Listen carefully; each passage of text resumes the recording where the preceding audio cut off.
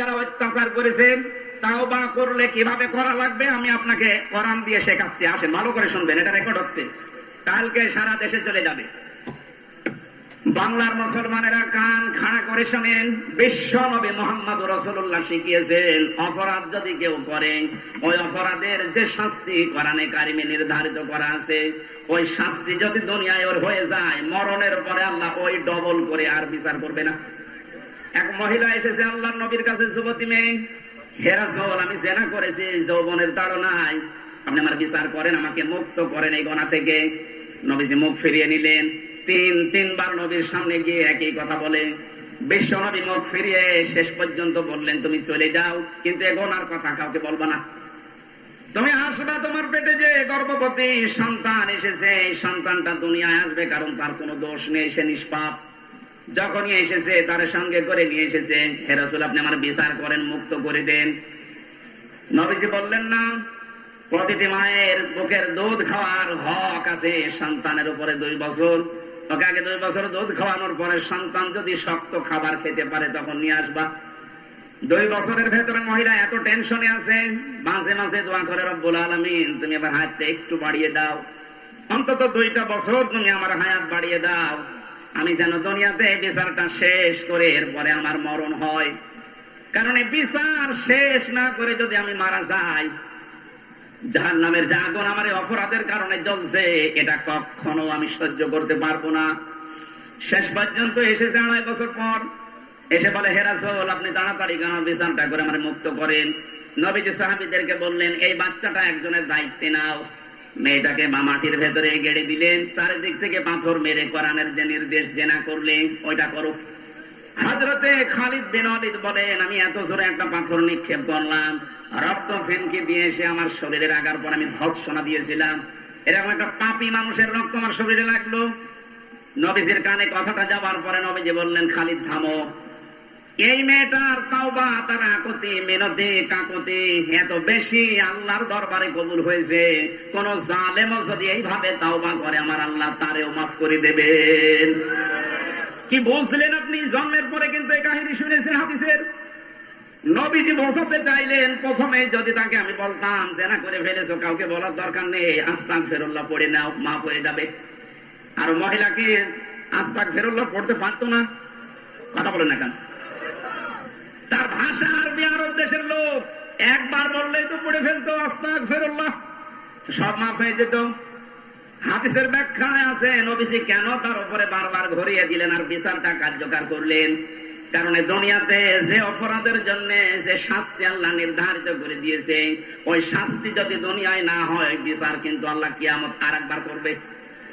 2 নম্বরে ওটার শাস্তি যদি দুনিয়ায় কার্যকর না হয়, পৃথিবীর সিস্টেম পাল্টিয়ে যাবে, অন্যায় কেউ থামাতে পারবে না। এজন্য 15.5 বছরে যারা জুলুম করেছেন, হাজারো মানুষকে আপনি বিনা কারণে ঘরে থাকতে দেননি, বিনা কারণে গুম করে ফেলেছেন। এ বিশ্ববিদ্যালয়ের 2 জন ভাইকে এখনো পর্যন্ত তারা গুম আছে, বেঁচে আছে কিনা আল্লাহ জানে, ওয়ালি আল্লাহর মুকাদ্দাস। কত মানুষকে আপনি আয়না ঘরে রেখেছেন। আমি প্রথম 10 দিন ছিলাম, আমি দেখেছি কত ভয়ঙ্কর জায়গা এটা। আমার সাথে মুফতি ফখরুল ছিল, উনি বলছিল যে মাঝে মাঝে আমার হাতের ভেতরে পায়ের ভেতর দিয়ে হাত লাগিয়ে সামনে যে লোহার বেড়ি দেওয়া আছে, ওর সাথে লাগানোর পরে টাইট করে বেঁধে দিত। 2-5 ঘন্টা 10 ঘন্টা পরে ছেড়ে দেবে না। 3 মাস একাধারে এভাবে আমি ছিলাম। 1.5 মিনিট 2 মিনিট সময় দিত টয়লেট করার জন্য। আমি 10 দিন থেকে আমার শরীরে বিভিন্ন রোগ জন্মিয়েছে, আমার পিঠে এখনো পর্যন্ত ব্যথা। এই যে শুয়ে থাকি আমরা, এটা যে কত বড় নিয়ামত, আয়না ঘরে না গেলে আপনি বুঝবেন না। এটা দেখার পর আমি তো দেখে এসেছি, আপনারা শুনেছেন ব্যারিস্টার আরমান 8 বছর ছিল এরকম, আমান আজমি ভাই 10 বছর ছিল। কত মানুষ ওখানে বিভিন্ন মোবাইল নাম্বার লিখে রেখেছে যে দয়া করে একটু পরিচয়টা পৌঁছিয়ে দেবেন যে অমুকে এখনো বেশি আছে।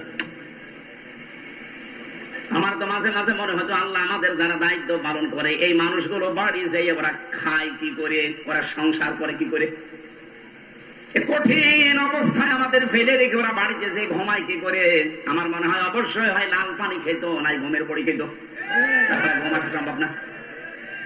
যিনি পালিয়েছেন উনি নাকি 15 দিন 20 দিন পরে পরে একবার দেখতেছে তো যে কে কেমন করে আর্তনাদ করছে। মতিয়ার রহমান রিন্টু বীর মুক্তিযোদ্ধা, ওনার বই লেখা আছে আমার ফাঁসি চাই, এর আপনি 44 পৃষ্ঠায় দেখেন লিখেছে যিনি পালিয়েছে ওনার জীবনের বড় শখ এইটা, কেউ যদি আর্তচিৎকার করতো আর্তনাদ করতো তার নাকি ভালো লাগতো। এই জন্য 10 দিন 15 দিন পর পর একবার আয়না ঘরে ঘুরে আসতো, দেখে আসতো যে কে কিভাবে চিৎকার করে। আপনি মানুষ, এরপরও আপনি কোন সাহসে বলেন যে আমি চট করে ঢুকে পড়বো? হ্যাঁ, আপনি আসেন তো দেখি। এদেশের 18 কোটি মানুষ যদি আপনারে মাফ করে দেয়, ব্যারিস্টার আরমানের বউ জীবনও মাফ করবে না। আমার এই ছোট মেয়ে ফারিহা জান্নাত আপনাকে মাফ করবে না। ওর সামনে যে আপনার নাম বললে গালি দেয়। অথচ আমি 6-7 মাস বয়সে রেখে গিয়েছিলাম, এখন তো 4 বছর। এই যে অপরাধ গুলো আপনারা করেছেন এই 15.5 বছরে, এই অপরাধ গুলো শুধু আস্তাগফিরুল্লাহ পড়লেই মাফ হয়ে যাবে, জীবনেও না। যার কাছে অপরাধ করেছেন আগে তার কাছে যান, আগে ওই পাপের শাস্তি দুনিয়ায় নেন, এরপরে আপনি মারা যান।